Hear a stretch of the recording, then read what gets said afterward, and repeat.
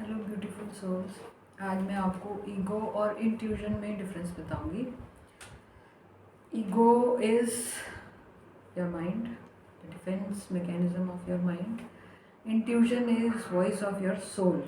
Okay, ये तो हो गया डेफिनेशन कि ईगो क्या है। डिफेंस मैकेनिज्म है आपके माइंड का, जो आपने बचपन से लेकर आज तक डेवलप किया है। ठीक है, जो एक्सपीरियंसेस आपने लिए उसकी वजह से डेवलप किया है। ठीक है, और इंट्यूशन क्या होती है? सोल्स वॉइस, आपकी अंतरात्मा की आवाज़, जो आपको हमेशा सही गाइड करती है। ठीक है, वो अलग बात है कि आप उस गाइडेंस को फॉलो करते हैं या नहीं, लेकिन वो जो मन की आवाज़ आती है कि मेरा मन कर रहा है कि मैं ये काम करूँ, या मेरा मन है कि मैं वहाँ ये पढ़ूँ, या मैं ये कोर्स करूँ, या मैं ये कैरियर चुनूँ, या मैं वहाँ घूमने जाऊँ, मन कर रहा है, तो वो जो अंदर की आवाज़ है वो है इंट्यूशन। ठीक है, तो ईगो जो है वो बहुत बहुत वाइटल होती है जब तक हम 3D वर्ल्ड में रह रहे हैं। 3D वर्ल्ड यानी थर्ड डायमेंशनल वर्ल्ड में जब हम सोसाइटी में रह रहे हैं तो ईगो बहुत ज़रूरी होती है, क्योंकि वो हमें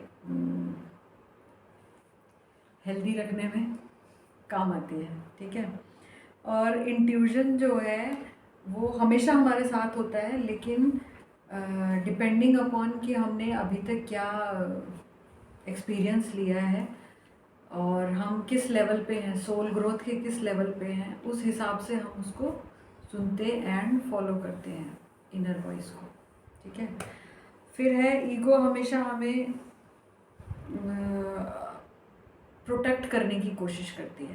ठीक है, प्रोटेक्ट इन द सेंस कि आप इट्स लाइक आपने कुछ ऑप्शंस हैं आपके सामने, तो ईगो क्या करेगी, आपको कुछ ऐसा ऑप्शन चुनने के लिए कहेगी जिसमें आप सेफ हो।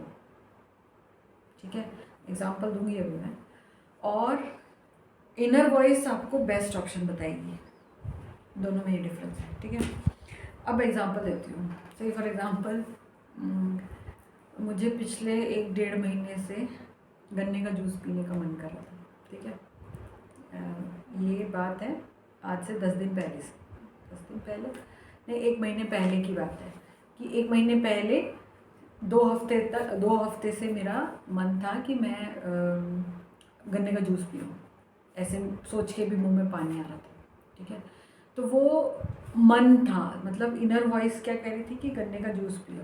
ठीक है, और ईगो क्या कह रही थी कि क्योंकि वो एक जो उसको जूस निकालने का प्रोसेस है वो बहुत हाइजीनिक नहीं होता है ना, तो पेट खराब हो सकता है। तो अब ईगो ऐसा क्यों कह रही थी? कैसे ईगो को ये पता चला कि पेट खराब हो सकता है? क्योंकि बचपन से ऐसा था कि मैं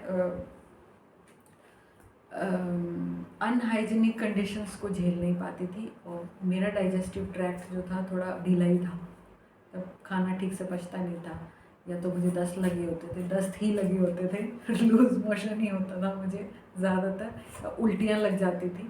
तो हमेशा मुझे फीवर कभी नहीं हुआ, पेट में दर्द रहा हमेशा, है ना। तो डाइजेस्टिव सिस्टम अगर मेरा ख़राब है तो ऑब्वियसली ईगो क्या कह रही थी? ईगो इज़ जो माइंड ने पैटर्न बना लिया था, वो उसने यही दिखाया कि ये गंदा है। आई मीन साफ कंडीशंस में निकाला नहीं जाता है, तो अगर तुमने इसे पिया तो तुम्हारा पेट खराब हो सकता है, एंड उसके बाद के कंसिक्वेंसेस अच्छे नहीं होंगे, छुट्टी खराब होएगी, जब तक पेट ठीक नहीं होगा तब तक आप खिचड़ी खाओगे, मतलब रिस्ट्रिक्शंस तो होते ही हैं। तो ये ईगो इतने सालों में डेवलप होके ईगो ने बताया कि नहीं पीना, तो मैं टालती रही, 2 हफ्ते टालती रही, है ना।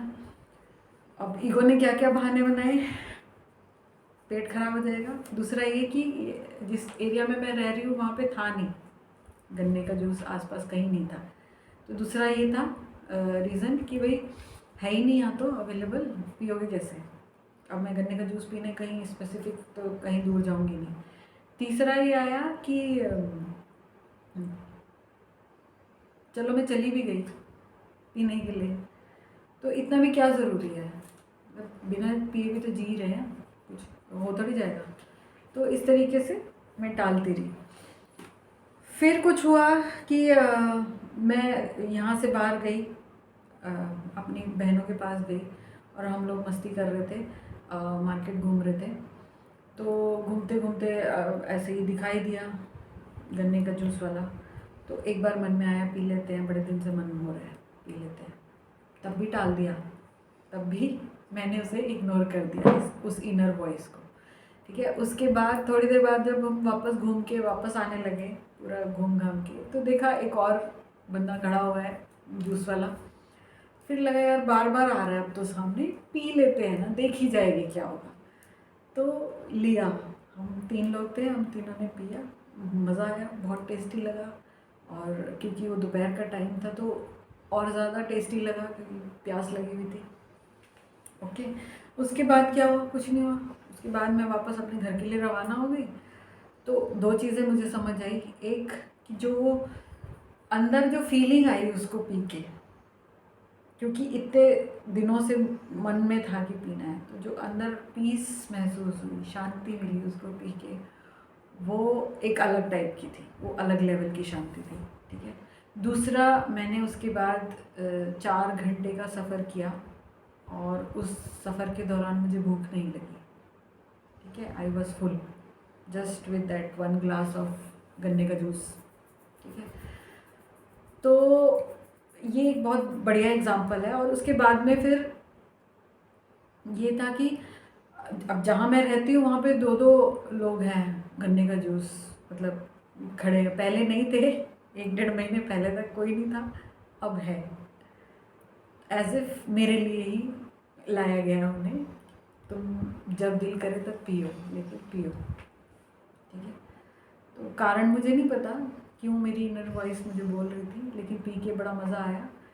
तो यही है कि हम लोग क्या करते हैं ना, हम हर चीज़ में कारण ढूंढते हैं। ठीक है, दैट इज़ ईगो। हर चीज़ का रीज़न चाहिए हमें, रीजनिंग चाहिए, लॉजिकल रीजनिंग चाहिए।